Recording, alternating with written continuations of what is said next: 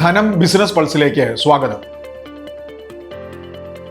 ഇപ്പോഴത്തെ ടോൾ പിരിവ് രീതി ഒരു വർഷത്തിനകം മാറുമെന്ന് കേന്ദ്രമന്ത്രി നിതിൻ ഗഡ്കരി. ഹൈവേ യാത്രക്കാരെ ടോൾ പ്ലാസയിൽ പിടിച്ചു നിർത്തില്ല, പകരം ഇലക്ട്രോണിക് സംവിധാനം വരും.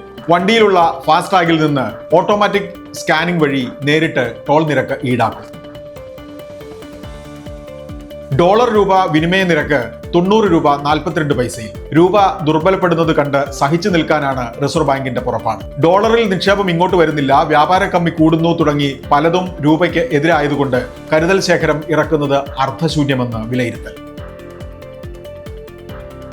അദാനി ഗൂഗിൾ ഡാറ്റാ സെന്ററിനായി 480 ഏക്കർ ഭൂമി വിട്ടുകൊടുത്ത് ആന്ധ്രാപ്രദേശ് സർക്കാർ. വിശാഖപട്ടണത്ത് 87,000 പരം കോടി രൂപ മുതൽ മുടക്കിൽ 1 ജിഗാവാട്ട് AI ഹബ്ബ് സ്ഥാപിക്കാനാണ് പദ്ധതി.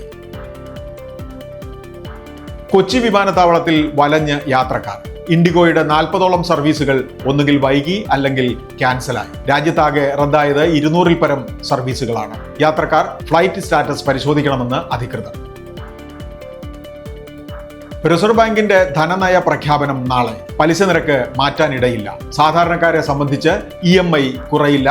വിപണിക്കും രൂപയ്ക്കും നേരിയ ആശ്വാസമാകാം. ബിസിനസ് വാർത്തകൾ വിശദമായി അറിയാൻ ധനം online.com.